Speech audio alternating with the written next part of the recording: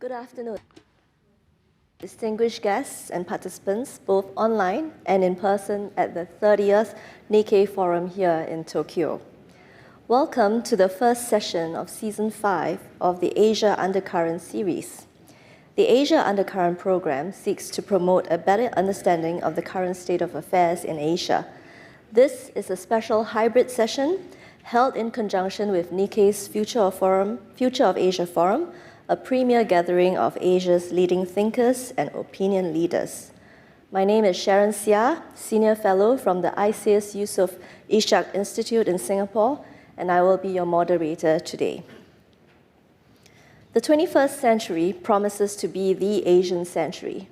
And indeed, this region is an economic powerhouse comprising some of the world's largest economies, such as China, Japan, India, ROK, and ASEAN. As Asia continues to drive global economic growth, the challenges of decarbonization and maintaining economic competitiveness have become more pertinent than ever. Expanding economies require more energy, more resources, such as water, more than ever to grow, but these pressures are met with equal obligations by our countries to meet our collective climate target of not exceeding global temperature increase beyond 1.5 degrees. Now, this panel today will discuss how Asia can chart a low-carbon future without compromising prosperity. What are the trade-offs, and are economies willing to bear the pain of decarbonization in return for a more sustainable future that can serve future generations well? With me are three esteemed panelists: Dr. Han Phoumin, Senior Economist from the Economic Research Institute for East Asia and ASEAN area, based in Jakarta. As an energy economist, Dr. Han possesses deep expertise in energy markets and technologies, environmental sustainability, integrated water resource management, governance, and economic development across ASEAN and East Asia. Our second speaker is Mr. Hiroki Sekine, Managing Executive Officer, Global Head of Infrastructure and Environment Finance Group, Japan Bank for International Cooperation, JBIC. Mr. Sekine is a practitioner scholar, as we like to call people like him, having had years of experience in both the private sector, specifically in project financing, infrastructure, and in contributing in academia, most recently as adjunct professor at the Graduate School of Management in Kyoto University. And finally, Ms. Anna Skarbek, who joins us online. She is CEO of ClimateWorks, and she has led ClimateWorks in Australia and Southeast Asia since its creation in 2009. She is also an Asia-Pacific Advisory Board member for GFANZ, which is known as the Glasgow Financial Alliance on Net Zero, a member of the Nature Finance Council, and is on the board of the SEC Victoria, the Green Building Council of Australia, the Centre for New Energy Technologies, and the Net Zero Economy Authority. She's also a founding board member of Australia's Clean Energy Finance Corporation and the Carbon Market Institute. I have attended many of these events, and I have to say that climate change and decarbonization isn't always the first panel of the day. So I'm very heartened that the topic of decarbonization and climate change has now made its way up the agenda. I will begin by asking our panelists to give their short intervention points in the order that I introduced them just now. But before I ask Dr. Han to begin, for our online participants, please use the Q&A function on the screen below. Type in your name, institution, and direct your question to the intended panelists when posing your question. For our audience here in the room, you may wish to raise your hand, and the staff will bring the microphone to you. Again, do keep your questions short and concise. So over to you, Dr. Han. Well, very good afternoon. It is my great honor to join you today to reflect on how Asia can achieve decarbonization without compromising the economic growth and also sustainability. As you know already that Asia is a center of growth, and at the same time, it's a growth of energy demand. And also with the global uncertainty, including regional diversity and global volatility, it's not a simple task at all, but indeed, with the right technology, policies, and partnership, in fact, we can achieve decarbonization in our regions. I would like to begin with the transformation, because the whole energy transition will start with the transformation. Each country will observe different speed of transformation, depend on each country capacity, ability to adopt new technologies, and ability to mobilize investment toward green industry, green technologies, to transform our system from fossil fuel based, which is currently we rely on coal, oil, natural gas. In our energy mix, it represents over 70 to 80%. To do this, it's an enormous task that the transformation needs all partners, including government institutions, private sectors, and bank institutions, and all key players to transform the energy transition. Look at the emission trajectory. We see that Asia will keep rising, including ASEAN, India, also China, although it peaked, and also mostly developing countries. So there are no doubt that to deal with global decarbonization, Asia will play a key important role in decarbonization. We know that the transformation toward clean technology and renewable will require a lot of work, including the investment and transformation of technology and innovation. In our model, we predict that we can achieve this decarbonization only we can work together in partnership. Area work very hard in terms of how we suggest to developing countries, particularly in our region, to make sure that we able to embark on smooth transition, including we suggest the early stage of decarbonization that include the transformation, early retirement of coal power plant, toward switching toward gas power generation, more efficient gas power generation, and partial decarbonization rather than early retirement coal power plant, because more of the age of coal power plant in our region just around 15 years old. We need to use this facility rather than push them too hard toward a strain asset, which will be a very large cost of our system. And then coal combust with coal power generation with ammonia and gas with hydrogen, and increase the share toward 2050s. For deep decarbonization, the deployment of other technologies such as carbon capture, utilization and storage, and also other clean technologies such as hydrogen, renewable, and other will come online. Of course, the transformation will come at the cost. If we not manage carefully, if we push our asset to strain asset, we will pay very high cost in this regard. So embarking on safe transition will require very caution in the way that we need to use the current asset more carefully, combined with the clean fuel technologies to make sure we're able to afford. So Asia must navigate around three imperatives, but basically it's energy security, affordability, and sustainability. When we deploy more clean technology and renewable into our system, it also creates a new opportunity along the value chain of clean technologies. And of course, this clean technology, it's come from solar to EV production and to hydrogen and other circular economy manufacturing. At the same time, I think we will observe some pain such as job loss, and we need to be prepared how to deal with this transition from sector that based on fossil fuel toward new sector, which is create new opportunity and job. Our model show that the marginal abatement cost could be very high to decarbonize our region. It could reach to over $600 per ton CO2 if without innovation.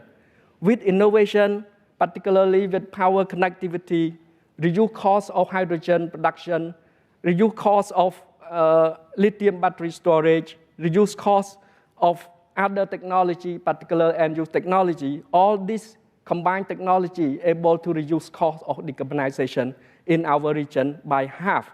This comes from innovation and alone that we can achieve this decarbonization in the regions.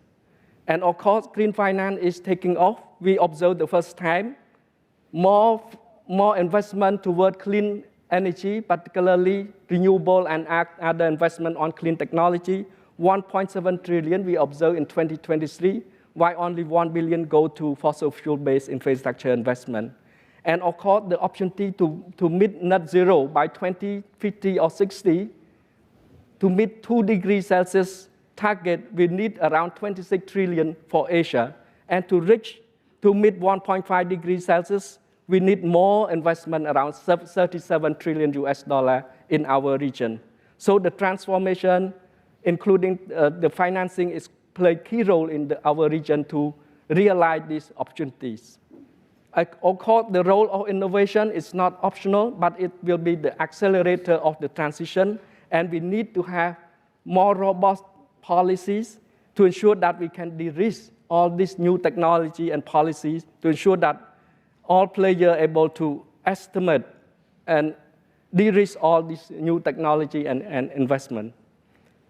Of course, area hosts the Asia Zero Emission Center, which support to Asia Zero Emission Community, which promote more multiple pathways for countries in Asia to achieve net zero emission by 2050 or any target 2060s.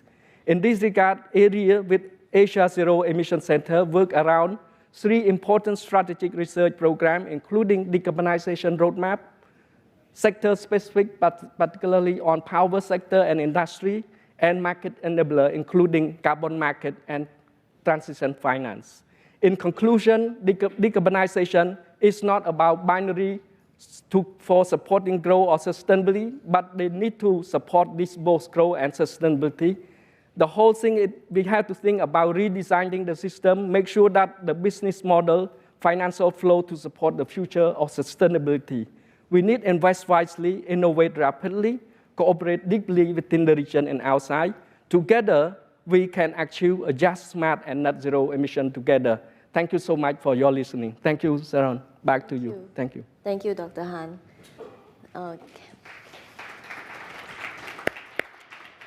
I'll move to our next speaker, Mr. Hiroki Sekine. Yep. Over to you. Okay, thank you. Good afternoon, everyone. First of all, thank you for having me today. My name is Hiroki Sekine, Global Head of Infrastructure and Environment Finance Group of Japan Bank for International Cooperation, JBIC. Dr. Han highlighted the full picture of the current situation of Asia and the challenges Asia is facing in order to achieve carbon neutrality. But I would like to highlight more on the specific and project-based discussion because I'm a banker. To discuss the decarbonization in Asia, I would like to begin with a simple question. Is this a government action forcing or a more market-driven phenomenon? I personally feel that decarbonization efforts are becoming more and more market-driven. Consumers seem to feel more comfortable with goods and services provided through low-carbon processes than those associated with fossil fuel label. Although people are not yet ready to pay a significant premium for carbon-neutral products and services, companies would be wise to consider decarbonization strategies in response to this long-term market trajectory. With such long-term market sentiment, combined with a series of low-carbon regulations enforced by authorities, decarbonization has become a fundamental corporate responsibility. The energy transition is increasingly driven by the demand side. The supply side must respond to this growing demand for greener energy to remain an attractive destination for investment. That said, the next question might be, who will bear the extra cost of achieving net zero? I cannot offer a simple answer. Governments face budgetary constraints, actually. Consumers are not ready. Industry cannot sacrifice its business sustainability. Facing such an impasse, I believe there are still many actions we can take. First, A long-term strategy is indispensable for realizing the energy transition through a realistic pathway. We must share a common goal and design business plans and incentives aligned with that plan. I believe most countries have already taken this step, as Dr. Han explained. Second, we must consider the entire energy supply chain, from upstream to downstream. My observation is that most people have long focused on just green energy production. But suddenly, the world has recognized that energy transition cannot happen without transmission. It has become a priority to unlock capacity constraints in HVDC devices and cables. Similarly, the market has realized that our urgent task is to secure a sustainable energy supply to meet the anticipated explosive growth in energy consumption, primarily driven by AI data center. This new factor has made it very difficult to adhere to the original energy transition strategies. Therefore, we must again emphasize the role of energy-saving efforts to achieve carbon neutrality. Third, I would like to reach a common understanding with the audience today that the private sector will play a critical role in driving green power development and accelerating the expansion of transmission network beyond the capacity of sovereign-owned enterprises. The government's role should be to quickly incentivize the private sector to implement decarbonization projects. Finally, technology does matter. I'd like to briefly introduce JBIC's approach to advancing decarbonization in the region. Regarding long-term strategies, JBIC is flexible in accepting various pathways towards carbon neutrality, as long as a clear long-term decarbonization strategy is in place. In this context, we recognize the role of gas as a transition energy source. However, at the same time, when providing finance for gas solution, we remain committed to working with relevant counterparts to achieve long-term decarbonization, even after finance grows. That's our approach. Regarding transmission networks, the ASEAN Power Grid Initiative is an ambitious yet practical concept that can reduce redundancy in power production and unlock the potential of renewable energy sources across the region. JBIC actively supports this key ASEAN-led initiative to promote regional energy integration. When it comes to our efforts in downstream, JBIC, in cooperation with other governmental agencies, launched an energy-saving platform in Thailand called the AZEC Save Platform. We proactively share information on energy-saving solutions, including GHG monitoring tools. Everyone can access the platform's website to explore energy-saving technologies. JBIC also offers financing options for related investments. Energy saving itself provides economic incentive and benefit. So it's a simple but powerful approach to decarbonization. To promote private sector participation, JBIC plays a pivotal role in offering policy recommendations for public-private partnerships, drawing on its extensive track record of project finance. JBIC is also prepared to connect potential projects with investors through our network across Japanese industries. We regularly hold project development dialogues with host countries such as Indonesia, Malaysia, Philippines, and Malaysia to accelerate project realization. Regarding technologies, While large-scale green technologies such as CCS, hydrogen, floating offshore often attract attention. But I want to draw attention to other game changers. I have two examples today. The one is all photonics network. The other one is biofuel. All photonics network technology, particularly known as ION from the NTT group, which can dramatically reduce energy consumption in data center. Biofuels combined with improved vehicle efficiency benefit a wide range of stakeholders by increasing profits for farmers and quickly cutting GHG emissions. It also contributing to forming circular economy in the region. JBIC's role is taking risks to support pioneering real-world projects. For example, JBIC financed a geothermal project in Germany that introduced a new closed-loop technology. Our ambition is to replicate similar projects in Asia once this model proves successful. The energy transition entails costs, but also offers vast opportunities for business. Implementation requires concerted efforts across borders to reduce the total cost to the global community. The ASEC initiative is a valuable forum to address these challenges. I will stop there. Thank you. Thank you. Thank you, Mr. Sekine. And can I move to Anna?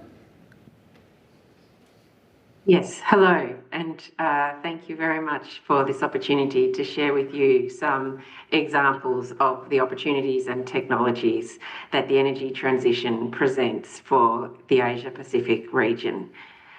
These are very significant opportunities, yet they also need significant steps to unlock the opportunities.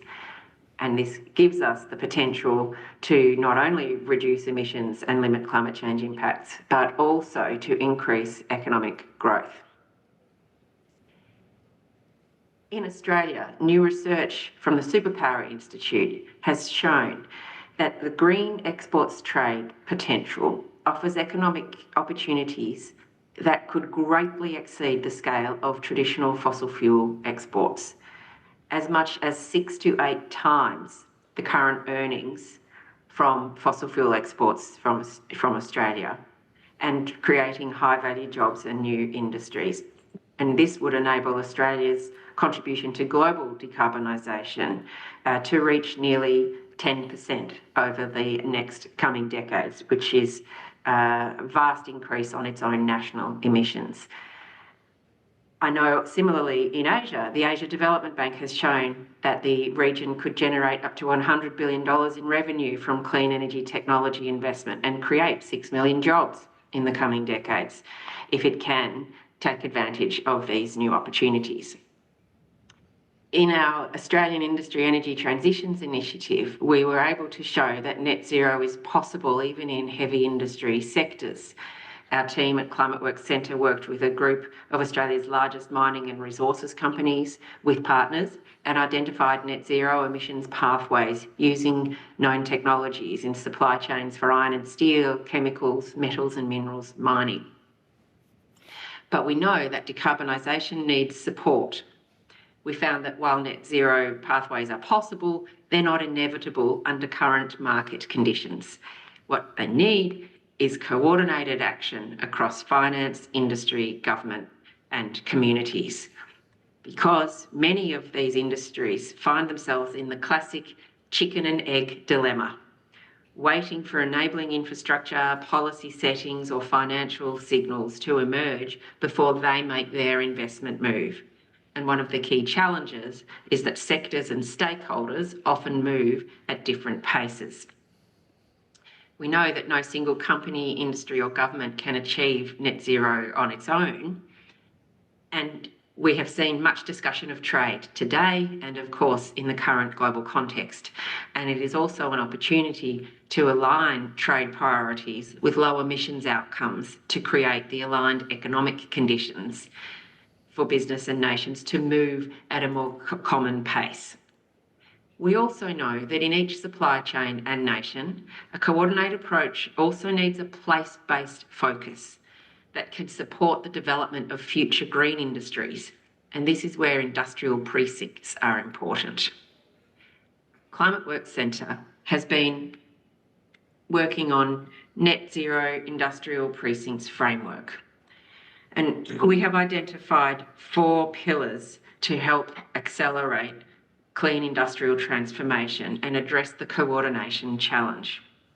This enables us to aggregate demand, streamline investment and resource sharing, from infrastructure to skills in the clean energy workforces. The 4 pillars are coordinating the skills development, investing in the enabling infrastructure for electricity transmission and energy storage, hydrogen infrastructure, transport, water systems. These assets can be shared in industrial precincts from many users. Third is to invest in the existing industries in these industrial hubs to help upgrade their technologies so they can decarbonise successfully with the R&D, innovation support, renewable energy, equipment upgrades, electrification, process efficiency, retrofits of heavy industry. And investment to attract new industries with long-term strategies and financial incentives to secure new industries that can draw on renewable hydrogen and advanced manufacturing and make use of the industrial assets that are already available in these precincts. We've been studying and working with precincts such as these in Australia and in Indonesia and in Vietnam.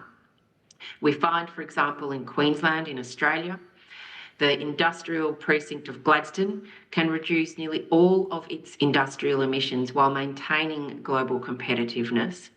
But it requires scaling up renewable energy and harnessing the industrial users that are there. And a new example of this recently, Rio Tinto, the owner of the Gladstone region's aluminium smelter, which is currently powered by coal power, has signed new energy agreements with suppliers of wind, solar and batteries that now has enough to supply 80% of the Boyne smelter's annual average electricity demand and about 1/3 of its firming capacity already. And that battery will also improve the stability of the Queensland power network. This is an example of some of the largest renewables deals recently done in Australia, led by the private sector, and they're seeking to do more in this region. We also know that demand-side energy use is critical and clean process heat is a major opportunity.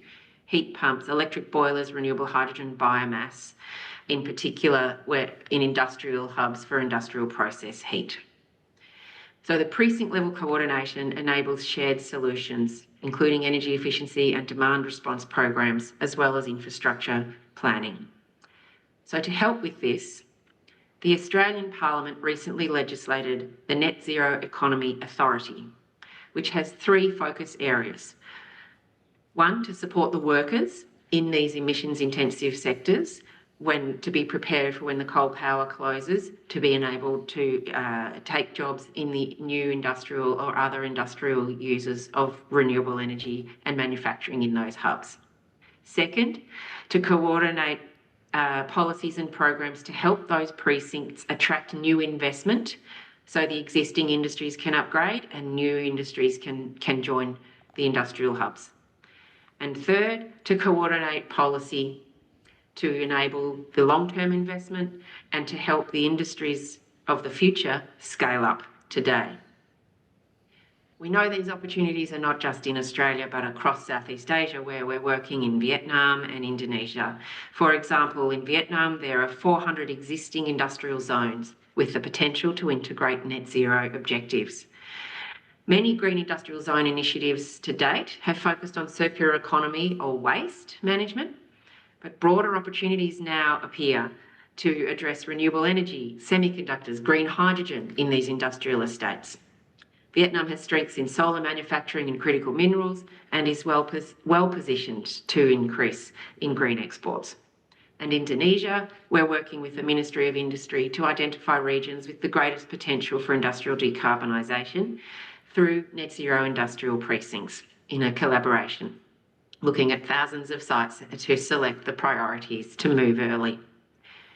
We know, in conclusion, that the Asia Pacific region has already become the world's largest producer and consumer of heavy materials such as steel and aluminium, and is expected to account for almost 2/3 of global energy use over the coming 2 decades. We know that this use of energy is currently fossil fuel emissions intensive, and we can repower the production of these critical supply chains in steel, cement and chemicals, which already contribute significantly to the region's carbon footprint and can continue to contribute to the region's economic growth with support to develop the renewable energy precincts and policies and investment to enable the continued economic growth in these supply chains while we continue to decarbonise the technologies that produce them. We know it is impossible. We know that it is possible to support green industrial development, and yet we know that it is the choices made now about infrastructure, investment and coordination that will shape this region's economic future and also the global trajectory of emissions and the scale of climate change impacts that we can avoid together. Thank you. Thank you, Anna. That was a really comprehensive presentation using Australia's example. I really like to come back to our discussion on 3 points. The first one is what Dr. Han said about it not being a binary decision, right, for decarbonization. And the second one is, I really like what Mr. Sekine said, which is really who will bear that extra cost of decarbonization, of going net zero. Will it be the economies? Will it be the government or the private sector? And then the last point that I hear from Anna is about this chicken and egg dilemma. When you don't get the policy signals right, and you don't keep at giving the policy signals, then the private sector is not able to pick up on those signals and have the confidence to go ahead. And then the last one, which everyone talked about, is the fact that decarbonization is a multi-stakeholder affair. It is across whole of societies, so just not just the economy or the government or private sector, but even down to the individual, assuming some responsibility to decarbonizing. So I just want to bring this discussion to really what is the kind of short-term pain that Asia has to bear versus the long-term gain that we know. So theoretically, we know, and there are studies now showing that a green transition can bear economic fruits. A 2023 macroeconomics modeling study of China's green transition actually shows that there is some pain, but overall, there's a lot of gain.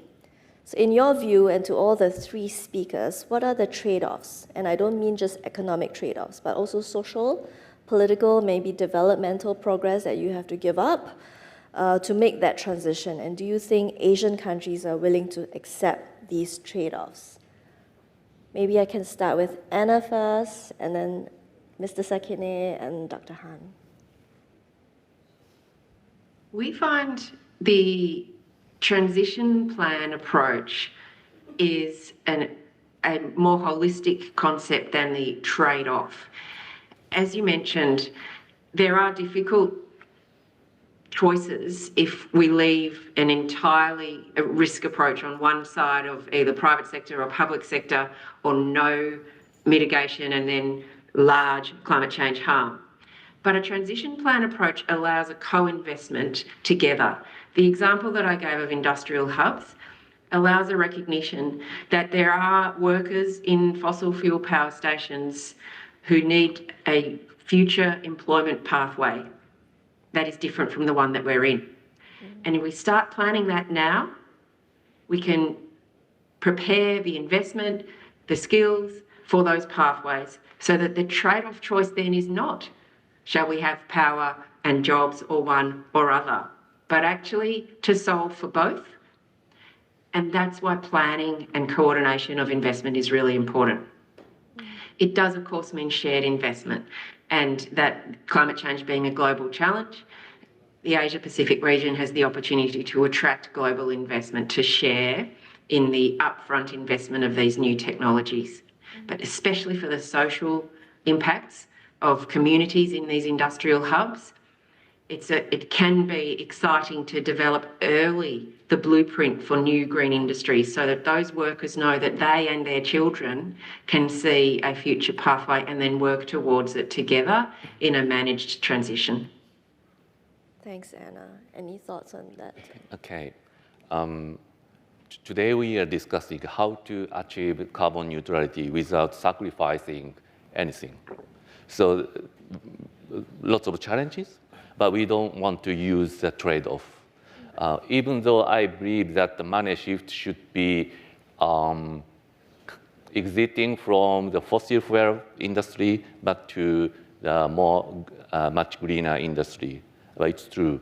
Of course, I think the government should take into account the future tax credit framework or even, carbon credit framework or carbon tax or something like that in order to accelerate the money shift from fossil fuel to the other greener industry. But we should more focus on the future opportunity. I think we can create a new job and new market throughout the process of energy transition. And the financial party like JBIC is ready to allocate more financing to the first of its kind type of project. So we want to encourage innovation, and we want to create the market. Of course, I personally believe that the government should show the much clearer signal in order for people to follow. But we should set up the clear pathway, realistic pathway, and signals in the long run. And then after, the people work together to allocate effort and money and every support to the new opportunities. So throughout that concerted effort, we can achieve our goal, achieving net zero without sacrificing everything.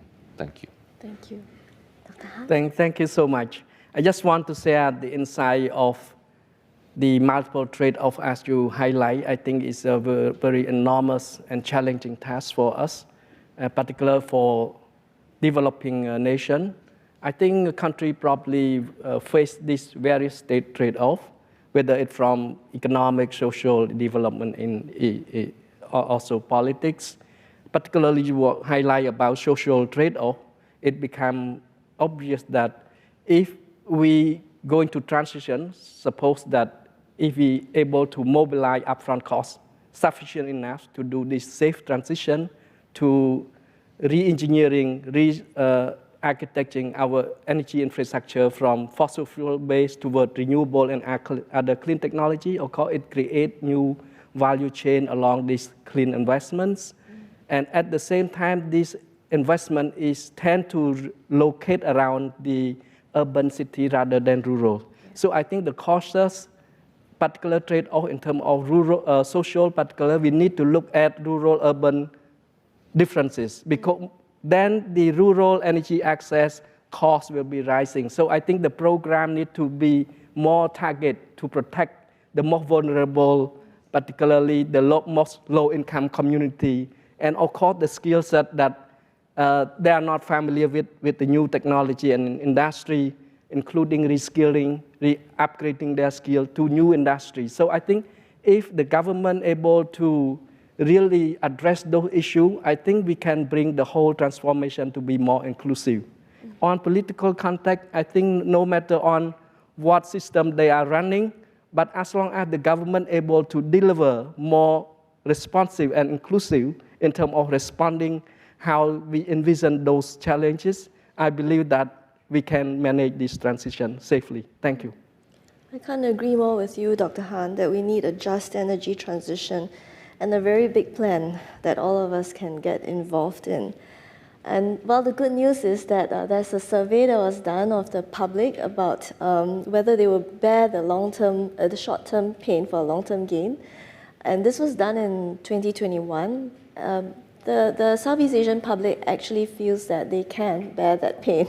So if anyone's from Southeast Asia, you can take heed that, there's support for any painful policies coming our way. I'd like to open this time now to questions from the audience. If you'd like to ask a question, please raise your hand and a microphone will be on its way to you. Anyone?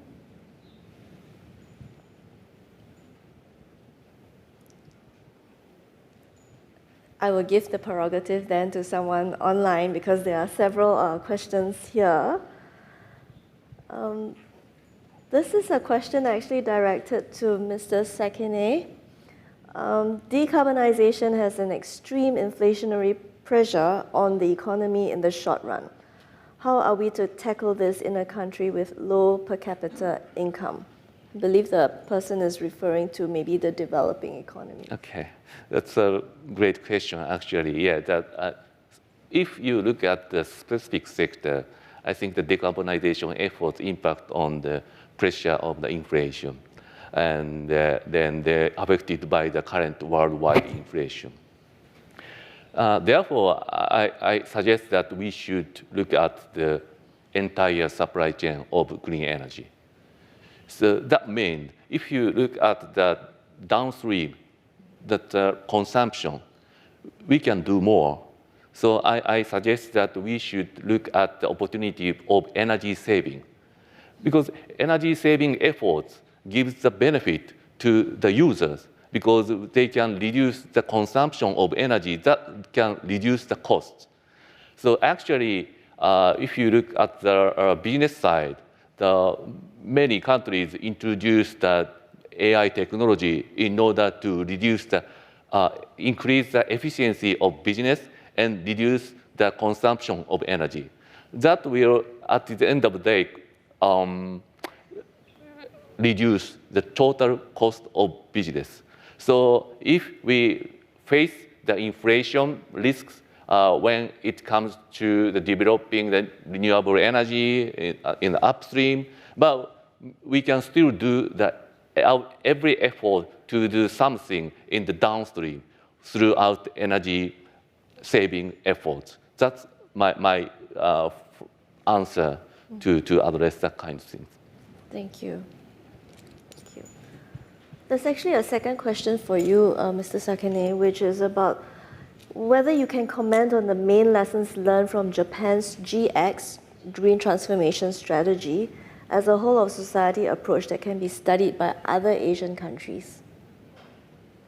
You mean we have the GX strategy in Japan?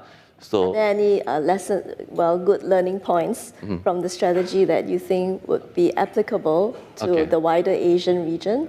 Okay. If you look at the current GX strategy of Japanese government, you can easily observe the future pathway of new technology.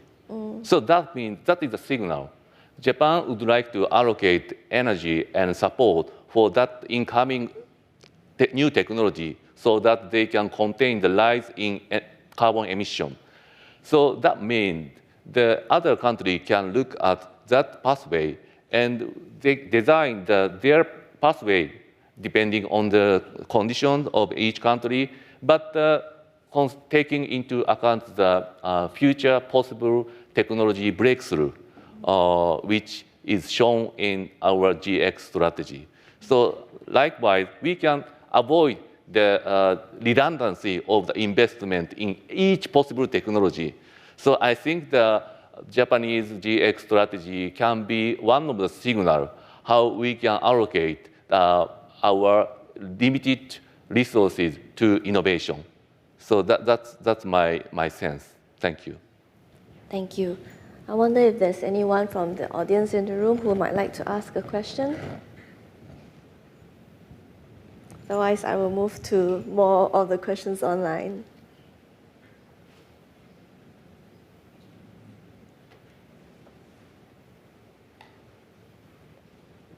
We have a question from the Philippines. Beyond clean energy, what key cross-sectoral investments and policies will best help Asian economies, including the Philippines, to simultaneously grow and become climate resilient, especially in vulnerable areas like farming, urban centers, and coastlines. Key cross-sectoral investments. I think maybe we discussed a little earlier on about the ASEAN power grid. And there's been also some developments in recent days when Prime Minister Anwar at the ASEAN summit had made an announcement there would be a new trilateral connection between Vietnam, Malaysia, and Singapore. So it does seem to show that ASEAN as a grouping is really keen on advancing regional energy interconnectivity. Is there anything that you'd like to comment about that? And okay. I like your point about there's no transition without transmission. It's a great quote. So how can countries do more, not only in the clean energy side, but do you see any co-benefits? Let's say co-benefits in linking up regionally, getting more connectivity going. Thank you. Asian Power Grid Initiative, I think, was launched more than, say, 30 years ago. The original purpose is to share the capability of power, so to reduce the redundancy of investment in power. But now, I think the driver is that every end user would like to get easier access to greener energy. But if you look at the potential of renewable resources, so we have the resources in, say, Laos and Vietnam offshore. But in order to maximize such future potential, energy integration is very reasonable and natural pathway to go. So therefore, that kind of motivation inspired every multi-players, including private sector and government. Now the Malaysia government is strongly leading that initiative. But the Malaysia government invited private sector to do that. So what we see is the possible success story of the collaboration by multi-sector, inspired by common goal. The common goal is people want to invite the investment in their host country. In order to invite the investment in there, they want to offer the better access to greener energy in their country. But they need energy integration. So that comes from the demand side. So AI data center investment, I talked about that, always requires greener energy. And the scale is a lot. So therefore, that is a kind of wake-up call. Okay, the host government would like to invite AI data center to their country in order to strengthen their competitiveness of industry. But without the offering green energy to them in the future, they can't attract them in the end. So therefore, every country says that. So that motivated the integration. So that's my observation. So therefore, we are ready, financial parties are ready to encourage more to such momentum in the due course in order to achieve carbon neutrality in the end. So that's my comment. Right. So it's not a zero-sum game, right? So when you ultimately encourage greater integration and more connectivity, then those countries looking to attract more of the FDI can achieve those goals, rather than to use transition to make that paradigm shift away from a zero-sum game to one that would mutually benefit different countries in the region. Yeah, exactly. Yeah. That's secret of maybe success is that motivation comes from private sector and end user, demand proof, not policy pushing type of the motivation. Right. That is the kind of the key to success. of our energy integration and energy transition at the end. I'd like to invite comment from either Anna or Dr. Han. Yes, I think as I highlighted earlier, at the heart of the energy transition is the transformation. The backbone of this transformation is the right technology, policies, capacity, adoption, and also this investment. I think traditionally, my colleague from bank side, I think whether we able to mobilize enough resources and financing, moving away from our traditional financing, which is we call mainstream finance, to redirect those mainstream finance toward more clean investment and clean technology, including clean fuel, I think is quite important. And the investment, as the Philippines have raised, it has to look across the supply chain, including at the energy system from supply side, what need to decarbonize at the supply side, the midstream side, power generation, and grid and others, and the downstream sides. But the good news is, if the region are moving toward electrification, this is a very good news, that we able to decarbonize the emission at the end-use sector, particularly by encouraging more use of electricity. And we know that the technology become more mature to decarbonize at the source of power plant, including the carbon capture and utilization, storage, and other technology. But those technology risks remain there. I think it needs robust institution to ensure that we able to predict in terms of technology, in terms of the policy and regulation that may come also a big risk in this calculation of the revenue side of the. So if we're able to minimize risk and make more attractive financing, I think other new technology will come online to help to decarbonize along the way we re-engineering our system. I hope that together with all players and parties, we're able to do this. Thank you. Thank you. Anna, any comment from you? So I support what's been said, and certainly it is indeed possible to think of this as beyond a zero-sum game and to take the multi-stakeholder approach and also the cross-sectoral approach to solve for mutual benefit in the energy system. But also the question referred to beyond clean energy in other sectors, including agriculture. Yes. And just as there's no energy transition without transmission, there's no net zero without nature.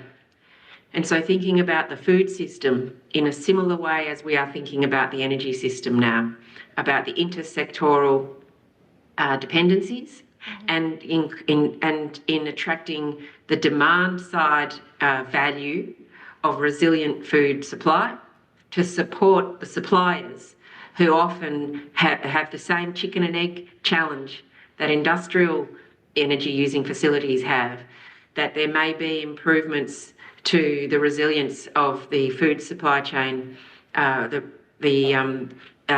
growers and the transporters of the food, but it's difficult to attract that investment without the long-term demand and the willing participation of the buyers in the value chain, the ultimate end users. So a very similar mindset. This need not be a zero-sum game, but recognising that we should support the suppliers to build nature-based resilience into their food supply production methods, as well as linking to mitigation becomes adaptation in mangrove restoration and allowing a shared investment and encouraging the valuation of those investments at the buyers as well as the suppliers. So there is a lot we can learn from the clean energy transition to similarly build resilience and mitigation and adaptation through food system transformation to secure nature-based sequestration and resilience that we know we need to maintain stability in our net zero transition. Yeah, thanks, Anna. I'm really glad you mentioned that point because it really balances out the discussion on bringing in the nature-based solutions aspect of decarbonization, because we often forget that also in Asia we are a great carbon sink and we're able to become have that potential to absorb more of that carbon. And somehow in Asia, we're only just beginning to talk about an ASEAN carbon trading framework. And hopefully, when all parties walk together at the same pace, like you mentioned earlier, hopefully we can work together on that and to realize that ambition. So I can't sum up everything that has been discussed, but I think one of the few key points that stood out for me is that you need to take a long-term vision to transition. You need to chart realistic pathways. There's a lot of policy coordination that needs to be done between the different stakeholders. And more importantly, that we all hold on to this common goal and objective of decarbonizing, notwithstanding everything that's happening right now in a very turbulent world. So just going back to the theme, and I know that we haven't uttered the single word, that bad word called tariff yet, but hopefully, as we look forward to this, and I totally agree with Mr. Sekine, if it becomes a demand-side driven kind of process, then we can perhaps, navigate all of that turbulence to finally meet our common objective. So on behalf of the organizers, allow me to express my deepest appreciation for our speakers' time and the participation both by our online participants in this discussion. And for our online audience, I would appreciate your feedback to improve on this webinar. So please check on the screen below where there's an evaluation box and take 2 minutes to respond to the satisfaction survey. And finally, on behalf of the organizers, the next session of Asia Undercurrent will be held later in June. And the title of the session has yet to be determined, but Asia Undercurrent is free of charge. So please check the information on the website at www.globalnikkei.com/Asia Undercurrent. So thank you very much for joining us this afternoon.